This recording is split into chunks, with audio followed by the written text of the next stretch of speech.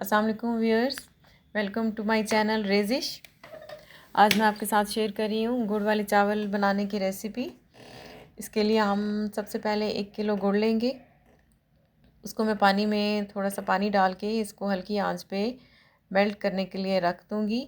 इसका हमने तार नहीं बनाना है, जस्ट इसको हमने मेल्ट करना है।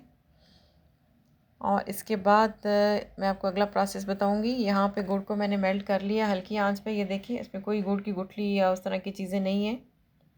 साथ में मैं 1 किलो चावल लेके उनको बॉईल करके रख लूँगी। यहाँ पे मैंने सबसे पहले 1 कप डाला है देसी घी। आप चाहें तो कोई भी घी डाल सकते हैं, लेकिन मैंने इसमें देसी घी डाला है क्योंकि उसकी खुशबू बहुत मज़े की होती है।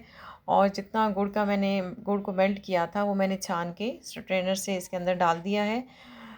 1 चम्मच सौंफ की मैं इसमें डालूँगी। 2 चुटकी इलायची पाउडर, अगर आपके पास इलायची पाउडर नहीं है 3-4 दाने सब्ज़ इलायची के आप डाल लें। और थोड़ा सा हम इसको पकाएंगे ताकि गुड़ का पानी ख़त्म हो जाए और ये थोड़ा सा शीरा टाइप बन जाए। जी, ये गुड़ पक रहा है। यहाँ पे आपको ध्यान करना है कि गुड़ जल ना जाए, क्योंकि उससे वो फिर पूरी आपकी डिश ख़राब हो जाएगी। बस हल्का सा आपने इसको इस तरह से करना है कि इसका शीरा ना बने, लेकिन ये सही तरीके से घी के साथ पक जाए।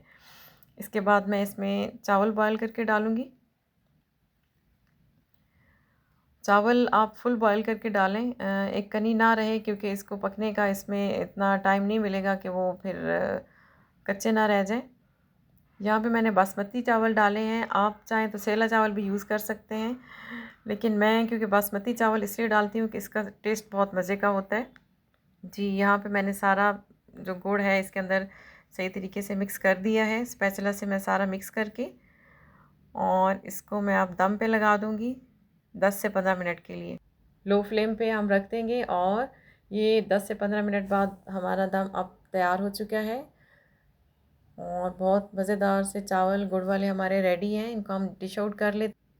सर्दियों की ये बहुत मशहूर सौगात है। आप इसको ज़रूर इस तरीके से ट्राई कीजिएगा। बहुत मज़े के बनते हैं, बच्चों और बड़ों की सबकी मुश्तरका पसंद।